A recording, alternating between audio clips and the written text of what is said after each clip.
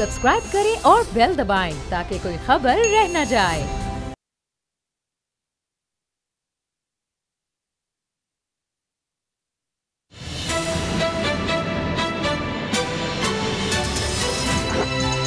अब पता चला। बिस्मिल्लाहिर्रहमानिर्रहीम, अस्सलाम वालेकुम। मैं हूं मोहम्मद उसामा गाजी और आप देख रहे हैं अब पता चला। अल्लाह रब्बुल इज़्ज़त का करोड़ बार शुक्र है कि हम आज़ाद हैं, आज़ाद फ़ज़ाओं में सांस ले रहे हैं। मेरी तमाम पाकिस्तानियों से गुजारिश है, यौम आज़ादी ज़रूर मनाएं, मगर अपने कश्मीरी भाइयों को भी ज़रूर याद रखें, क्योंकि आज़ादी की कीमत क्या होती है ये कोई मकबूजा कश्मीर वालों से पूछे, जहाँ हर रोज़ जुल्म और जबर की एक से बढ़कर एक दास्तान रकम हो रही है, लेकिन वहाँ से फिर भी जीवे जीवे पाकिस्तान के नारे बुलंद हो रहे हैं। ये सच है कि कश्मीर पाकिस्तान की तकमील का नामुकम्मल एजेंडा है। खुदा वो दिन भी जल्द लाए कि जब क़याम पाकिस्तान की तकमील हो, कश्मीर में आज़ादी का सूरज तुलू हो। दुआ है कि अल्लाह पाकिस्तान के दुश्मनों को निस्तो नाबूद फरमाए। आज जश्न आज़ादी के हवाले से खुसूसी प्रोग्राम है, तो अपने प्यारे वतन के लिए अहमद नदीम कासमी साहब की लिखी हुई खूबसूरत दुआ से आगाज़ करते हैं, जो मुझे बहुत पसंद है। खुदा करे मेरी अर्ज़े पाक पर उतरे वो फसले गुल जिसे अंदेशा ज़वाल ना हो। यहाँ जो फूल खिले वो खिला रहे बरसों, यहाँ ख़िज़ा को गुजरने की भी मजाल ना हो। यहाँ जो सब्ज़ा उगे वो हमेशा सब्ज़ रहे, और ऐसा सब्ज़ कि जिसकी कोई मिसाल ना हो। घनी घटाएं यहाँ ऐसी बारिशें बरसाएं कि पत्थरों को भी रुईदगी की महाल ना हो। खुदा करे ना कभी गम सरे वक़ार वतन, खुदा करे ना कभी खम सरे वक़ार वतन, और इसके हुस्न को तशवीशे माहो साल ना हो। हर एक खुद हो तहजीबो फ़न का औज कमाल, कोई मलूल ना हो कोई खस्ता हाल ना हो। खुदा करे कि मेरे एक भी हम वतन के लिए हयात जुर्म ना हो, ज़िंदगी बबाल ना हो। आज के खुसूसी प्रोग्राम में बाबू डोगर साहब हमारे साथ होते हैं। औज फ़ातिमा हमें ज्वाइन कर रही हैं। इनको मैं सोशल वर्कर से बढ़कर कहूँगा, फ़लाही काम करने से बढ़कर कहूँगा, ये हमारी हीरो हैं। और मुख्तलिफ चैनल्स पर भी आपने देखा होगा किस तरह कोरोना में इन्होंने लोगों के घर घर जो मरीज़ थे उनके पास खाना पहुँचाया। अब ये क्या कर रही हैं, किस तरह इस वतन की खिदमत कर रही हैं, इनसे इस हवाले से बात करेंगे। सलमान अहमद साहब मशहूर व मारूफ गुलकार, और ये भी सोशल वर्क बहुत करते हैं, बहुत ज़्यादा इन्होंने काम किया है, और इनसे भी हम बात करेंगे। और बहुत शुक्रिया आप तशरीफ़ लाएँ। तो सलमान भाई, मैं चाह रहा हूँ आपसे हम आगाज़ करें। ये बताएं कि ये बतौर फ़नकार भी, बतौर एक सेलिब्रिटी के भी, पाकिस्तान के हवाले से क्या एक ख़ास बात है कि इतनी मोहब्बत जितनी हमने देखी कि फ़नकारों की एक ख़ास ही लगा होता है कि दुनिया में रिकॉर्ड है कि इतने मिली नगमे किसी मुल्क के रहने वालों ने बनाए, इतने मिली नगमे जितने पाकिस्तान के बारे में बने, और इतने ज़बरदस्त मशहूर। ये क्या जज्बा है?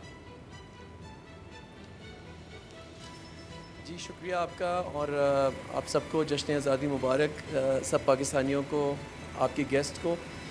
देखें, ये शायद इसलिए है कि पाकिस्तान अभी भी जो है एक ऐसा मुल्क है जो अपनी इन्फेंसी में कहलाया जाएगा। देखें, जिस तरह ये यूके है हज़ारों साल, अमेरिका 250 साल, हमारी ये जो है 73rd एनिवर्सरी है। और मेरे जैसे देखें आर्टिस्ट जो है ना, ओवरसीज़ पाकिस्तानी, बैरूनी पाकिस्तानी जो बचपन में बड़े हो रहे थे और पाकिस्तान से दूर थे, तो और ज़्यादा लगाव होता है पाकिस्तान के साथ। जब मैं मेडिकल कॉलेज में था लाहौर में, तो उस वक्त ये महसूस हो रहा था कि हाँ, मैं डॉक्टरी तो कर रहा हूँ, लेकिन मैं इसके अलावा और क्या पाकिस्तान के लिए कर सकूँ। तो दिल पाकिस्तान का तराना जुनैद जमशेद के साथ मिलके और वाइटल साइंस के साथ मिलके बनाया। फिर उसके बाद जब जुनून शुरू हुआ तो जज्बा जुनून किया। फिर जब कायद-ए-आज़म मोहम्मद अली जिन्ना की फ़िल्म जिन्ना थी, उसका साउंड ट्रैक का जुनून से और इश्क से मिलती है आज़ादी, कुर्बानी की बाहों में मिलती है आज़ादी।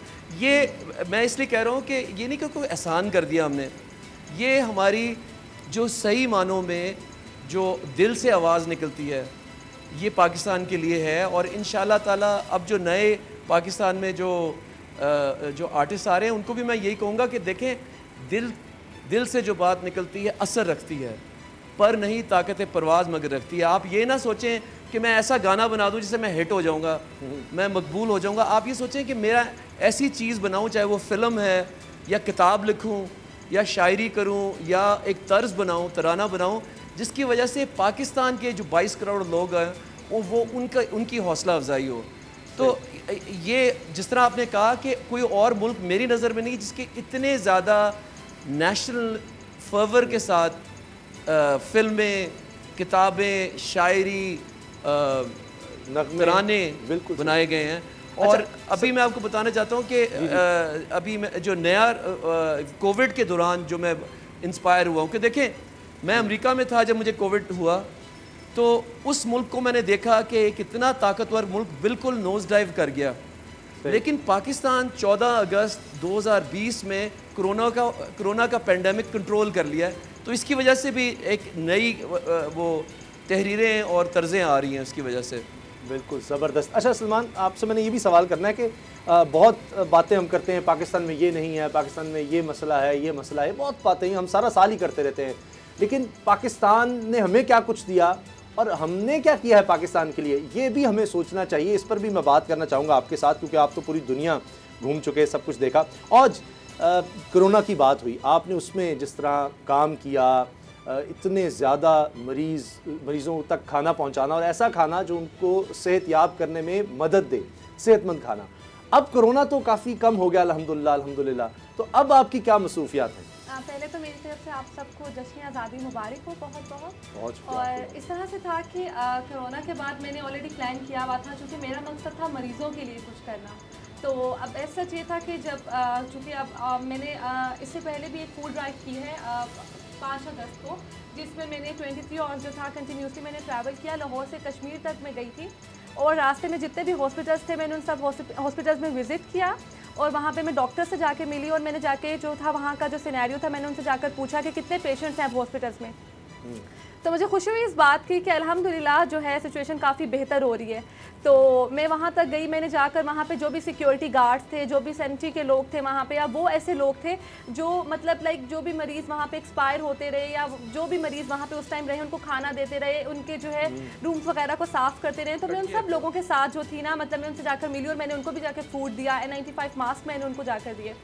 तो एक तो मैंने फूड ड्राइव आजकल स्टार्ट की हुई है और इसका मकसद सिर्फ और सिर्फ ये है कि मैं मरीज़ों तक खाना पहुंचाऊं, चाहे वो जो भी मरीज़ है। ज़रूरी नहीं कि वो कोविड से ही इन्फेक्टेड है, वो चाहे वो जो भी मरीज़ है। आज बल्कि मैं अभी फैसलाबाद से आई हूँ और मैं फैसलाबाद चिल्ड्रन हॉस्पिटल गई हुई थी, वहाँ पे जो कैंसर के पेशेंट्स हैं और इसके अलावा जो दूसरे पेशेंट्स हैं, मैं जाकर उनको भी जो है खाना, कुछ टॉयज़ और कुछ इस तरह की चीज़ें जो है मैं देख कर आई हूँ।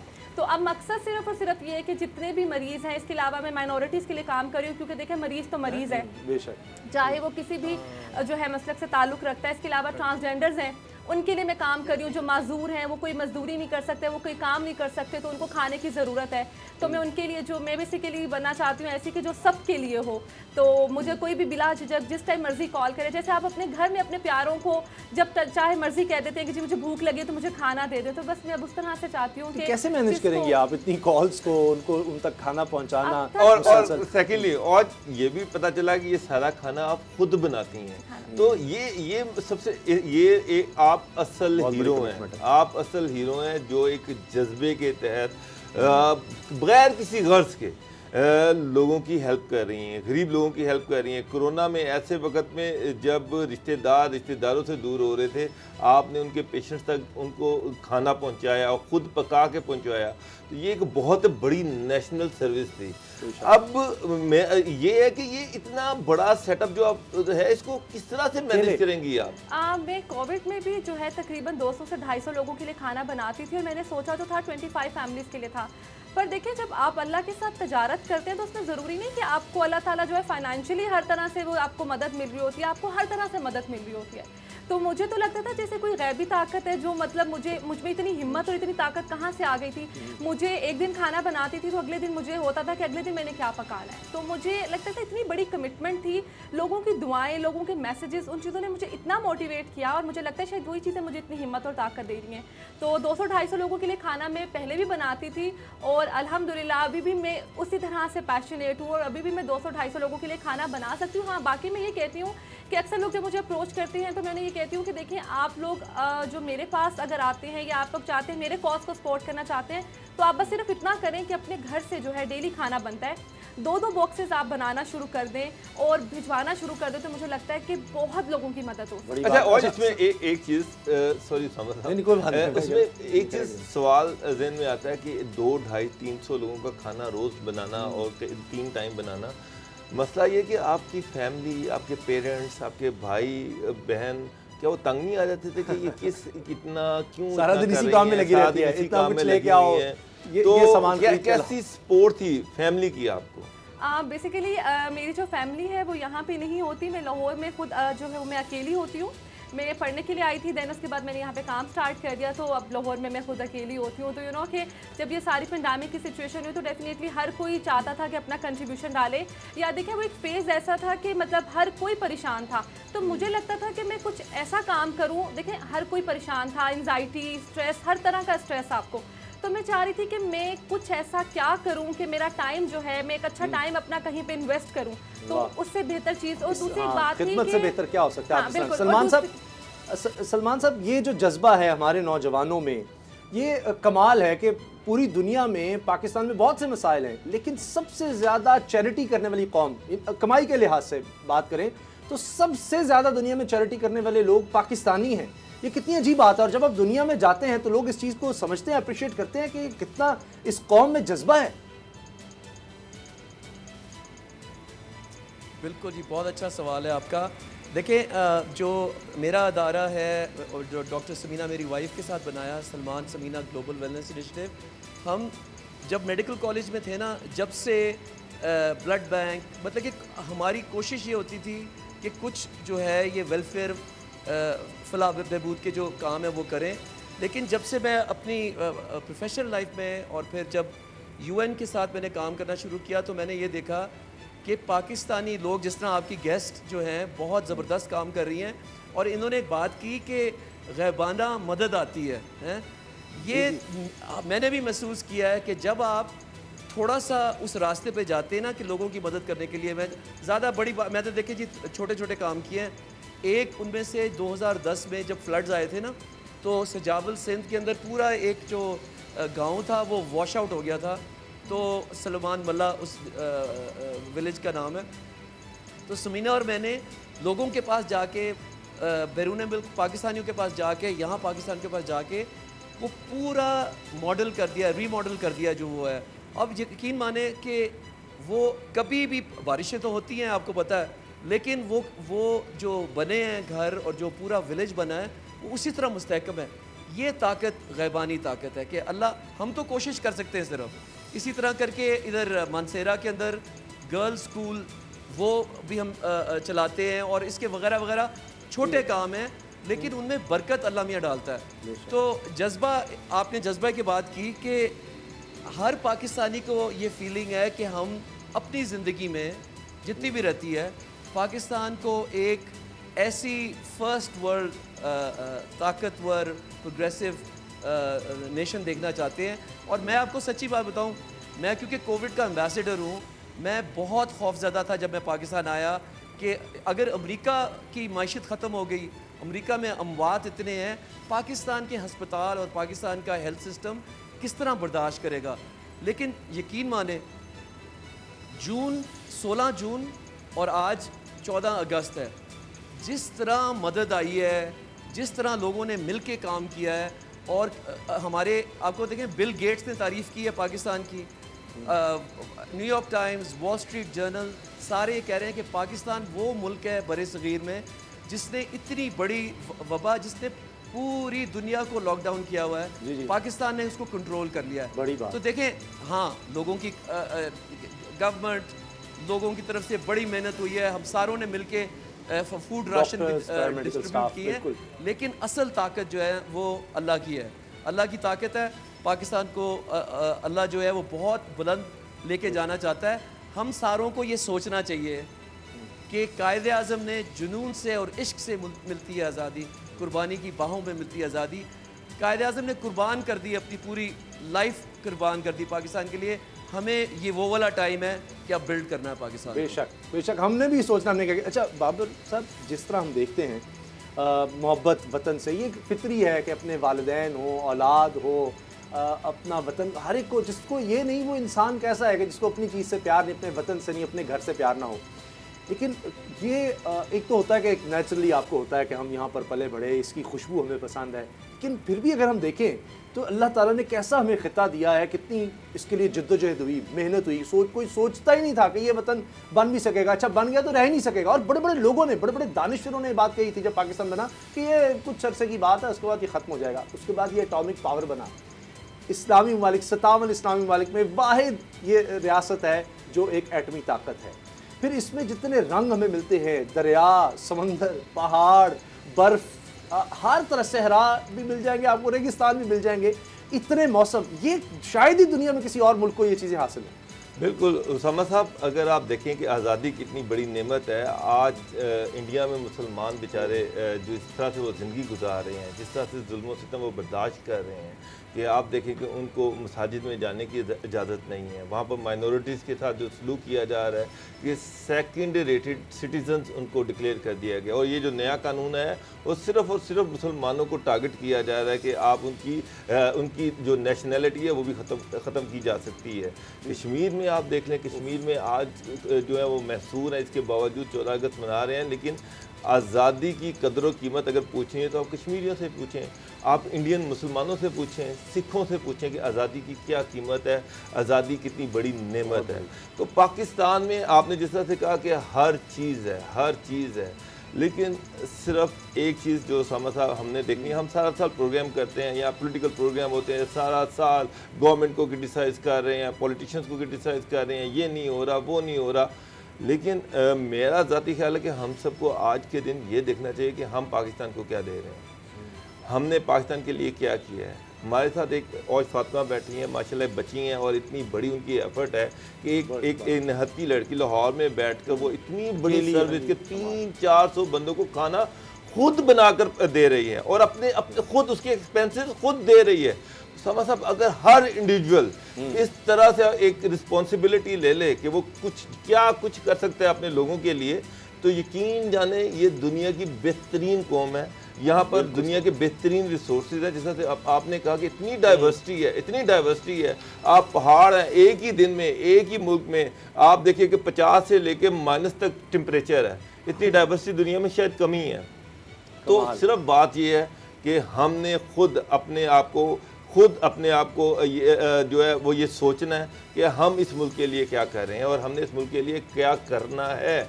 अगर ये सोच सारे पाकिस्तानियों में आ जाए, हम खुद अपनी एहतसाबी शुरू कर दें, तो यकीन जाने कि ये मुल्क जो है ना, ये दुनिया का बेहतरीन मुल्क है और इसमें पूरा पोटेंशियल है, पूरा पोटेंशियल है। उसामा साहब, सारी दुनिया, सारी ये जो करप्शन, आप हर चीज़ के बावजूद हम वाहिद मुस्लिम एटॉमिक पावर हैं।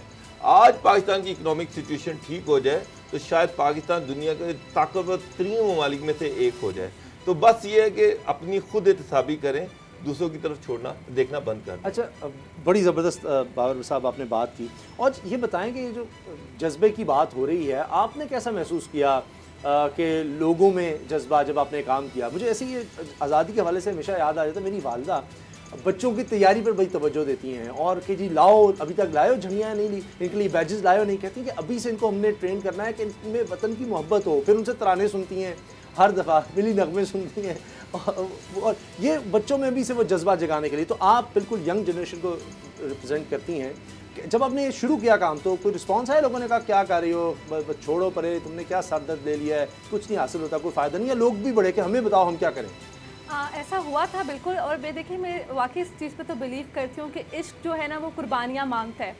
जब मैंने काम स्टार्ट किया तो मुझे भी लोगों ने कहा कि ये जो है बहुत बड़ी कमिटमेंट है, तुम्हारी सोशल लाइफ डिस्टर्ब होगी, तुम्हारी पर्सनल लाइफ, बिकॉज मैंने इतना जो है ब्लंट होकर डिसीजन लिया। मैंने अपना पर्सनल नंबर मेंशन कर दिया। मैंने कहा मैं 24/7 अवेलेबल हूँ, आपको रात को जिस टाइम मर्जी खाना चाहिए मैं आपको खाना बना के दूँगी। अक्सर ऐसा होता था मैं खाना बना लेती थी, खाना ख़त्म हो जाता था, भिजवा देती थी। मैंने बेसिकली राइडर्स हायर किए थे जिनकी पेंडेमिक्स में जॉब चली गई थी, मैं उनको डेली बेसिस पे खुद से पे करती थी। राइडर्स चले जाते थे, उसके बाद क्या होता था कि जब खाने के लिए मुझे कोई कॉल आती थी तो मैं उनको खुद खाना देने के लिए चली जाती थी। मैंने लाहौर का कोई रेडियस मेंशन नहीं किया था। अक्सर रात को 12:30 बजे, 1 बजे सपोर्ट भी आती थी, लोग करते थे कि हम आपके साथ मिलकर काम करना चाहते हैं, सपोर्ट करना चाहते हैं, पैसे देना चाहते हैं। मुझे अक्सर लोग कहते थे, तो मैं हमेशा से एक बात करती हूँ, पता है क्या, मैं इस कॉज को ना, ये मैंने बहुत मोहब्बत से कॉज स्टार्ट किया था, क्योंकि मैं चाहती हूँ कि, क्योंकि देखिए कुछ चीज़ें ऐसी होती हैं कि आप जब स्टार्ट करते हैं ना तो उनके पीछे कुछ ना कुछ लॉजिक्स होती हैं। आपके जो वालिदैन होते हैं ना, आप उनके लिए सदका जारिया होते हैं। मैंने जिनके लिए स्टार्ट किया वो इस दुनिया में नहीं है और मुझे उनसे बहुत मोहब्बत थी और मैंने उनके लिए काम स्टार्ट किया और मैं चाहती थी कि जो भी मैं मेहनत कर रही हूँ, क्योंकि देखिए कुरान पाक में भी है कि अल्लाह ताला उन लोगों पे रहम फरमा जिन्होंने हम पे बचपन पे रहम किया और वो हमारे वालिदैन ही हो सकते हैं। तो मैंने उनके लिए काम स्टार्ट किया और मुझे था कि मैं जो भी एफर्ट कर रही हूँ, जो भी चीज़ें हैं, क्योंकि आप अपने वालिदैन का एक एक दिन का कर्ज नहीं चुका सकते, तो मैं चाहती थी कि सिर्फ और सिर्फ उनकी मंजिलें आसान हो, मैं जो एफर्ट करूँ उसका सवाब उनकी रूह को जाए।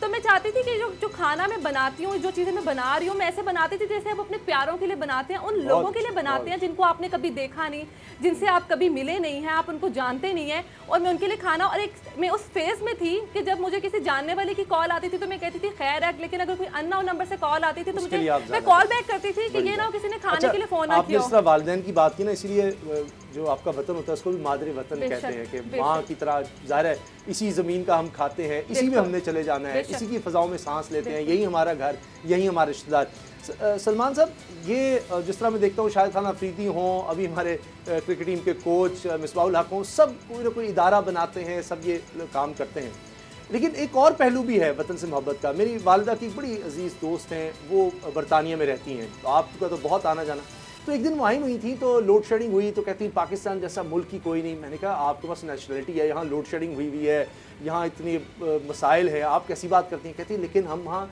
सेकंड ग्रेड सिटीज़न हैं, ये हमारा अपना तो है, हम उसको बरताने को अपना नहीं कह सकते, नेशनलिटी होने के बावजूद वो समझते हैं कि ये हमारा वो नहीं, अपना उस तरह नहीं है। तो सलमान साहब, ये क्या जो पाकिस्तानी वहाँ रहते हैं वो भी समझते हैं कि चाहे सारी उम्र वहाँ रह लें, लेकिन जो अपना वतन, उससे जो मोहब्बत है वो कहीं नहीं मिल सकती? जी कमर, आपने बड़ा अहम नुक्ता उठाया है। देखिए, मेरी आधी से ज़्यादा ज़िंदगी जो है ना वो बाहर गुजारी है, पढ़ा हुआ। तो होता ये, जिस तरह आपने अभी ये आपने जो जिक्र किया कि जो बैरून मुल्क पाकिस्तानी हैं वो ये देखते हैं कि हम आए यहाँ थे, हमारी जेब में, हमारे माँ बाप के पास इतने कोई पैसे भी नहीं थे, कुछ लोगों के पास तो $50 भी नहीं थे जब वो आए अमेरिका, ठीक है, बिल्कुल कुछ पैसे के बगैर आए, उन्होंने तालीम हासिल की, उन्होंने उनके सिस्टम के अंदर देखें, हर गोरे पीले नीले काले, हर बैकग्राउंड के लोग, हर मज़हब के लोग, उनके साथ पाकिस्तानियों ने, ये मैं अमेरिका को आपको बता रहा हूँ कि जो पाकिस्तानी अमेरिकन हैं वो टॉप 10% ब्रैकेट में है, सेहत के भी लिहाज से, तालीम के भी लिहाज से और मईशत के भी लिहाज से। तो जहन यही है, आपने जो कहा ना कि पाकिस्तान का हमेशा सोचते हैं, मेरे घर पे मेरे वालिदैन जो हैं रोज़ आपके चैनल लगाए होते हैं, रोज़ पाकिस्तान देख रहे होते हैं, तो सवाल ये उठता है अगर हम एक और मुल्क, गैर मुल्क में उनके सिस्टम को इस्तेमाल करके ऊपर आ जाते हैं और बाकी जो बड़ा अच्छा पॉइंट है, ऊपर चले जाते हैं। मुझे ब्रेक लेनी है क्योंकि न्यूज़ अपडेट्स हैं, इस ब्रेक के बाद आऊँगा। हमारे साथ हमारी नन्ही स्टार हादिया हाशमी भी होंगी कि जिनकी तारीफ सोनू निगम भी कर रहे हैं, उनकी आंखों में आंसू आ गए, कितनी ये ज़रख़ेज़ ज़मीन है, इतनी ज़बरदस्त वो सिंगिंग करती है, छोटी सी बच्ची है, उससे भी हम बात करेंगे इस ब्रेक के बाद।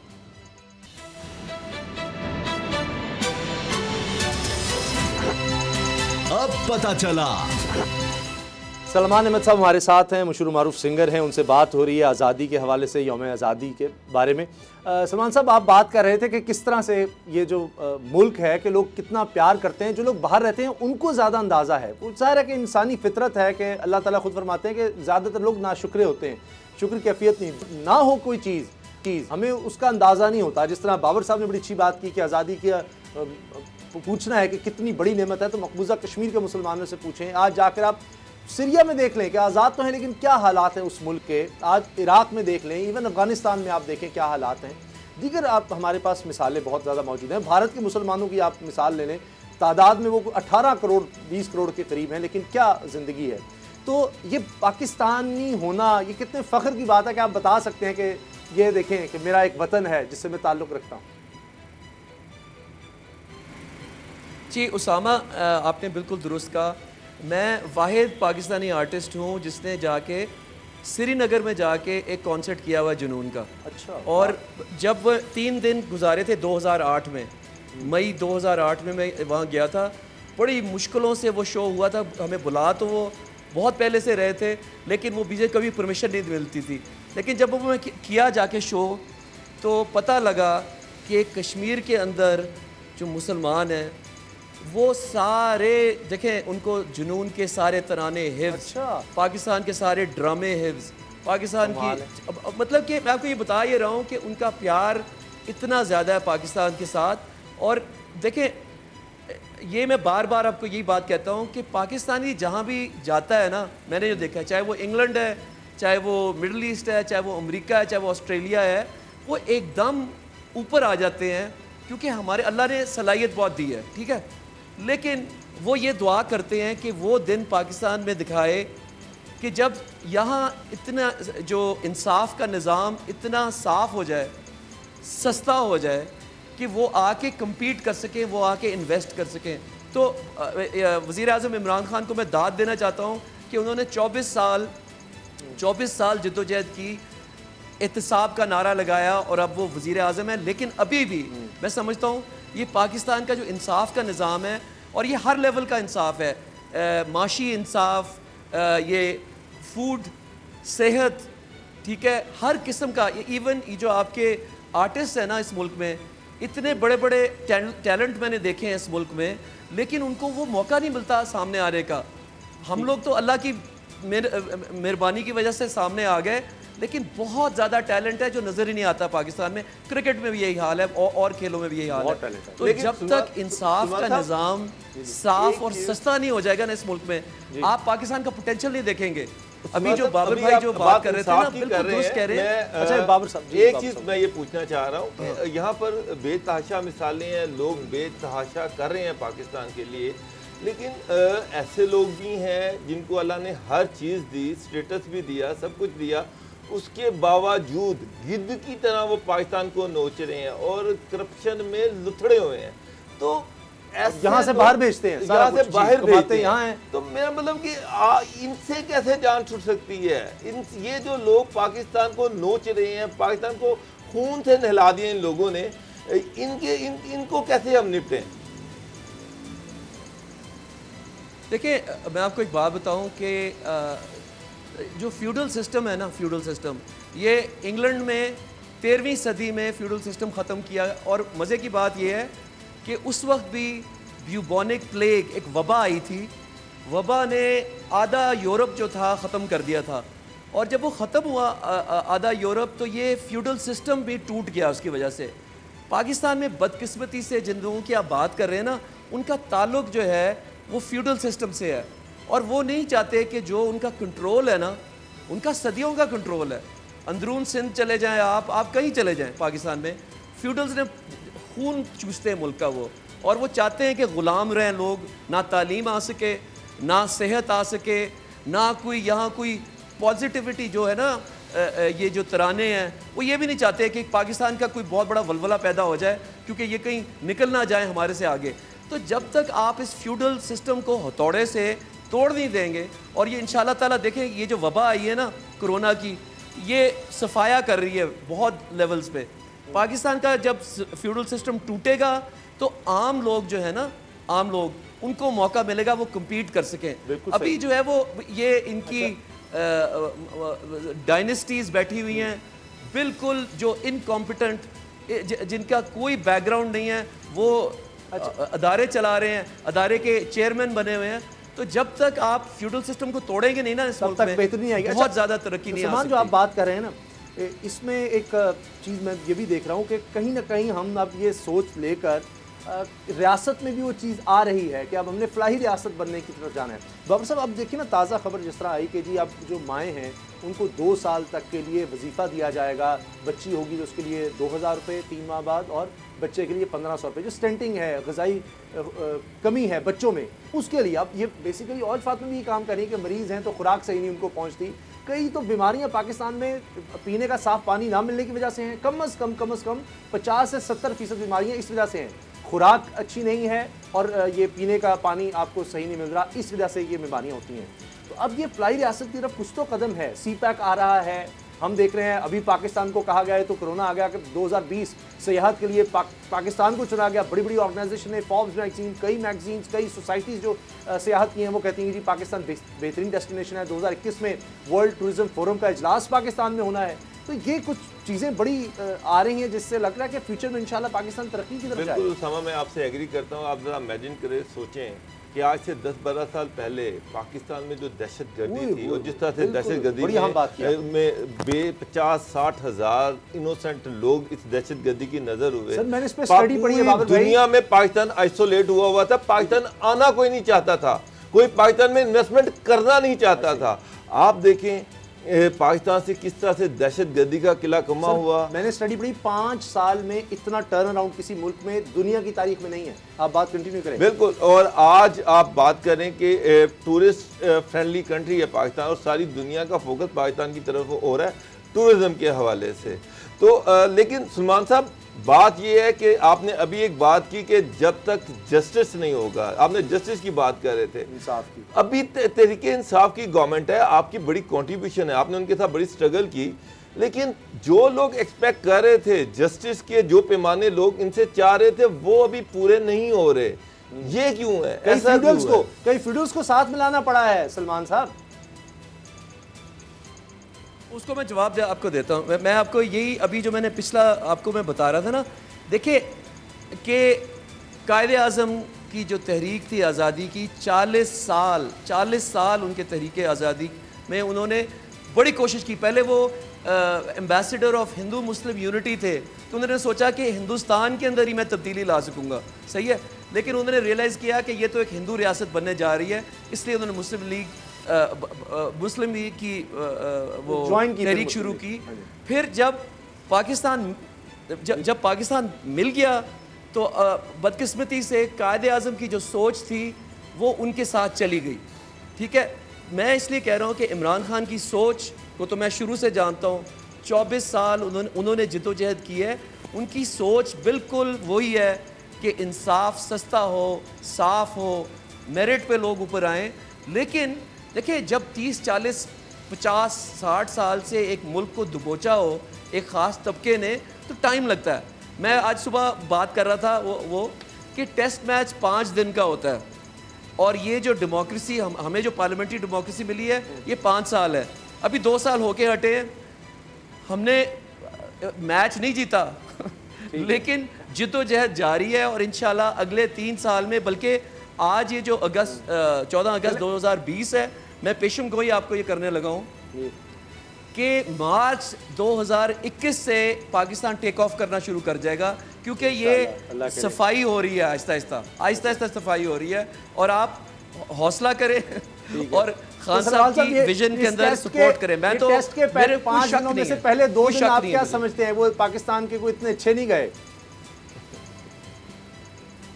नहीं, देखें, वही वाला बात है। आज पाकिस्तान और इंग्लैंड का टेस्ट मैच हो रहा है, तो पाकिस्तान 170 पे 7 आउट है दूसरे दिन पे, ठीक है। लेकिन अगर आज ही मैं कह दूं बंद करें जी मैच, वापस बुला लें, ये गलत होगा। मुझे ये कहना है कि लड़कों को हमें बताना है कि जी के दिल, जिगर, जज्बा, जुनून से लड़ें और सही सिलेक्शन करें। सही सिलेक्शन होना बहुत ज़रूरी है।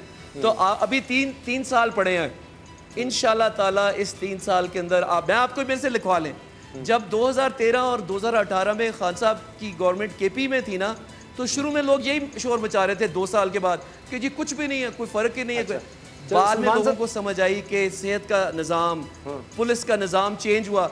पाकिस्तान में भी यही होगा, आप मेरे से लिखवा लें। अच्छा, अब सलमान साहब, आप एक सिंगर भी हैं, एक पर्सनैलिटी हैं, सेलिब्रिटी हैं, आपने बहुत टैलेंट पाकिस्तान का देखा, उसको अप्रिशिएट भी करते हैं। ऐसे एक टैलेंट हमारे साथ है हादिया हाशमी। ये बच्ची है, सिंगर है, और पाकिस्तान में एक सेंसेशन हमने नजर आई। और अभी हाल ही में सोनू निगम, बड़े मशहूर सिंगर हैं, उन्होंने उनका गाना शेयर किया सुनते हुए सोशल मीडिया पे, और वो पूरी दुनिया में वायरल हो गया कि सोनू निगम रो रहे हैं और ख़ुद कह रहे हैं कि मैं कहता हूँ कि क्या आवाज़ है, क्या कमाल है।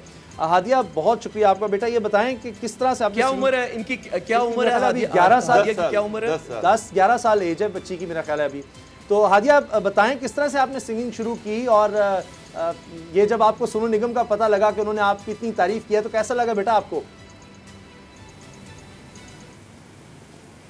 मैंने सिंगिंग स्टार्ट की थी पहले तो हमारे स्कूल में कॉम्पिटिशन्स हो रहे थे नातों के, तो फिर मैंने कहा पापा से, पापा मैंने इसके अंदर पार्टिसिपेट करना है, तो मैंने फिर इसके अंदर पार्टिसिपेट किया और उसके अंदर फिर मेरी फर्स्ट पोजीशन आई थी। माशाल्लाह। तो बेटा आपको कोई अगर कोई मिली नगमा कोई जो या कोई सॉन्ग जो आपको पसंद हो, अगर आप थोड़े से हमारे लिए वो गा सकें तो उस पर हम सलमान साहब से पूछेंगे उनको कैसा लगा, क्योंकि उन्होंने तो बहुत देखा हुआ है, वो तो एक उस्ताद हैं। जी, अब मैं आज 14 अगस्त का दिन है तो मैं अब आपको हमारा परचम सुनाऊंगी।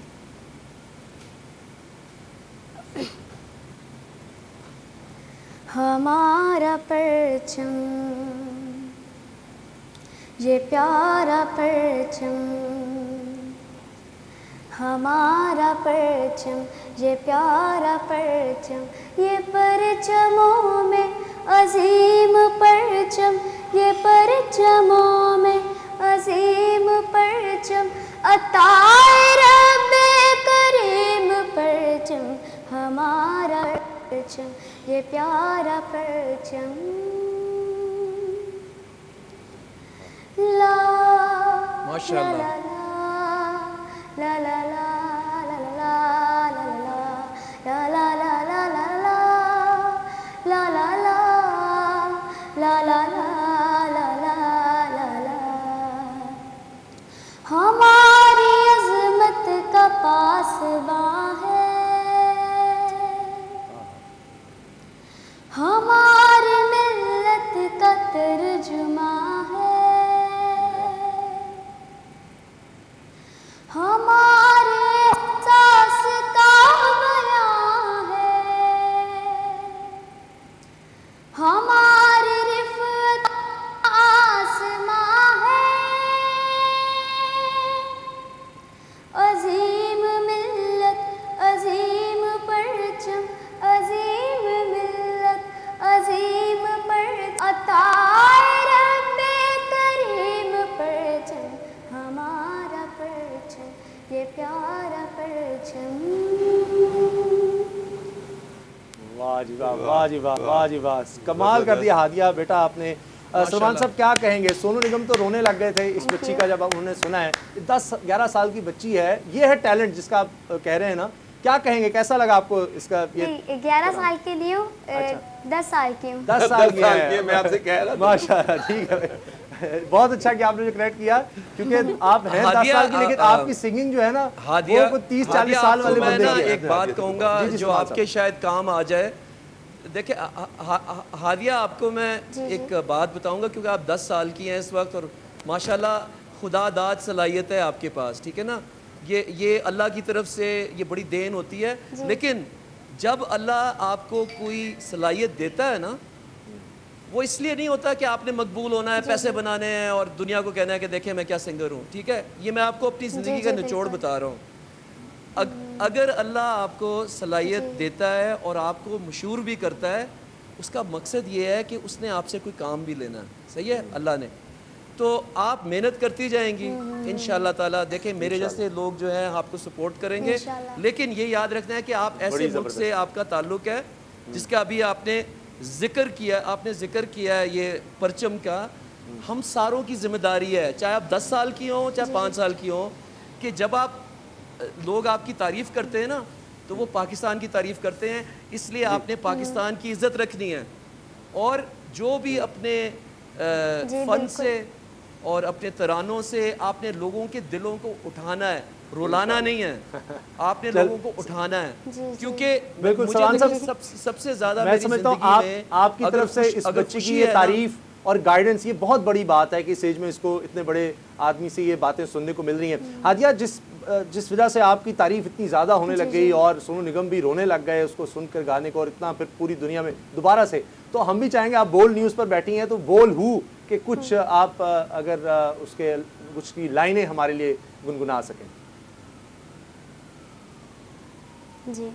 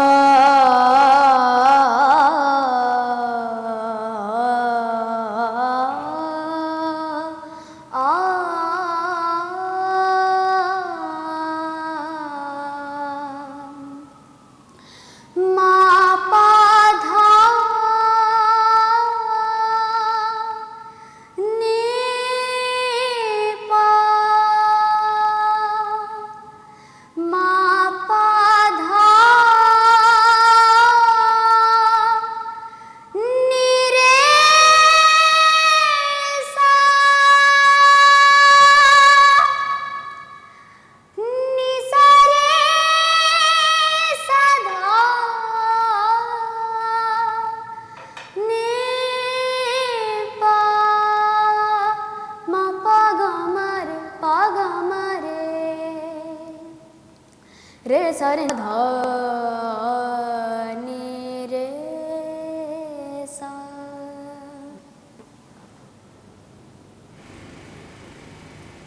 माशाल्लाह, वाह, वेरी नाइस, वेरी नाइस। जी जी सलमान हादिया, जो आप लाहौर की रहने वाली है, कहाँ की रहने वाली है?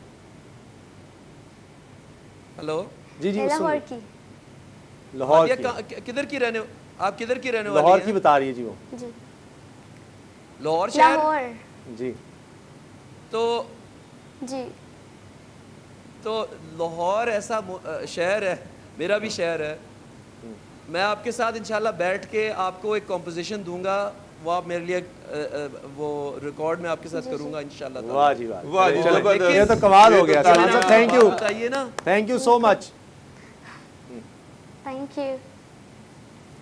ये देखें, ये जो टैलेंट है ना पाकिस्तान में, ये आप देखेंगे क्रिकेटर्स में 10-10, 11-11 साल के लड़के ऐसे गुगलियां फेंकते हैं, ऐसे गोली फेंकते हैं। टेनिस बॉल क्रिकेट के अंदर कोई एकेडमी नहीं है, कोई ग्राउंड नहीं है, लेकिन वो निकलते हैं। तो मेरी रिक्वेस्ट ये है कि जो लोग इस वक्त देख रहे हैं कि हादिया जैसा टैलेंट पाकिस्तान में है। आपने मैडम नूरजहां जैसा टैलेंट देखें, वो भी बेबी नूरजहां उनको कहते थे, छोटे होते उनकी क्या सुर लगाती थी वो, लेकिन उनको सपोर्ट जब तक आर्टिस्ट को, स्पोर्ट्समैन को, डॉक्टर को जब तक सपोर्ट नहीं मिलेगी ना पूरे नेशन की और गवर्नमेंट की, तो वो अपने फ़न में ऊपर नहीं आ सकेगा, क्योंकि ये बहुत मुश्किल काम है। ये जो देखें, अब ये जो इन्होंने पलटे किए ना, ये बहुत ज़्यादा मुश्किल काम है, बहुत ज़्यादा प्रैक्टिस चाहिए होती है करने के लिए। तो जब कोई 10 साल का बच्चा ये कर रहा हो, उसके लिए सपोर्ट, आपको स्कॉलरशिप्स बनानी होंगी, है जी। ठीक, अच्छा सलमान साहब, बहुत ज़्यादा मैं कह रही थी राग दरबारी बहुत मुश्किल है। अच्छा ये राग दरबारी में ही है मेरा बोल हूँ।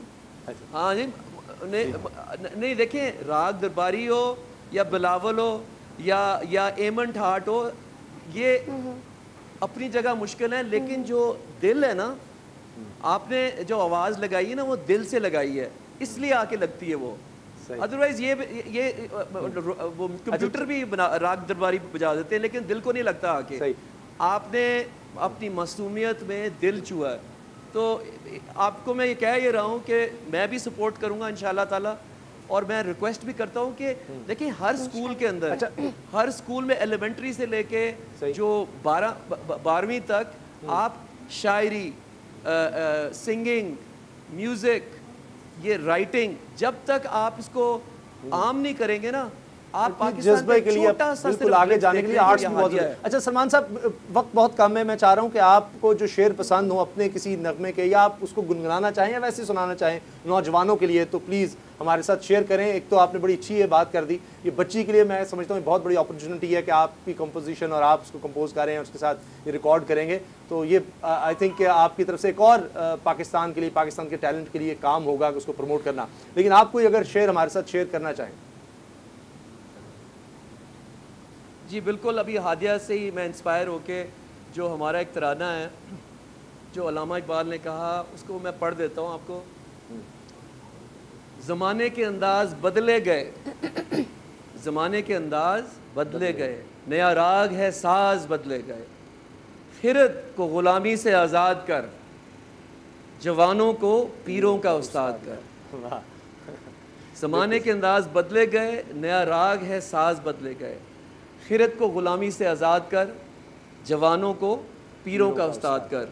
Very nice. जिगर से वही तीर फिर पार कर, तमन्ना को सीनों में बेदार कर, जवानों को सोज़े जिगर बख्श दे, मेरा इश्क मेरी नज़र बख्श दे।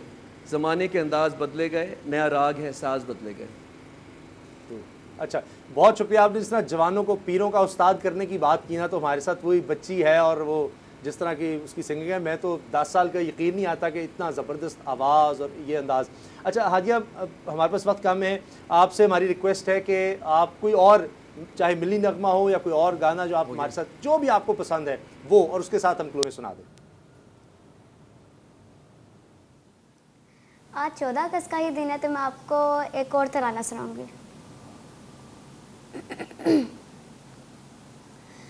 ए वतन प्यारे वतन, ए वतन प्यारे वतन, पाक वतन, ए मेरे प्यारे वतन, ए वतन प्यारे वतन, पाक वतन, ए मेरे प्यारे वतन, ए वतन प्यारे वतन, तुझसे है मेरी तमन्नाओं की दुनिया पर नूर, तुझसे है मेरी तमन्नाओं की दुनिया पर नूर, अज़्म मेरा कभी मेरे इरादे हैं गयूर, मेरी हस्ती में आना है, मेरी मस्ती में शऊर, जहाँ फिज़ा मेरा तख़य्युल है तो शीरी है सुखन, ए मेरे प्यारे वतन, ए वतन प्यारे वतन, पाक वतन, पाक वतन। सब्सक्राइब करें और बेल दबाएं ताकि कोई खबर रह न जाए।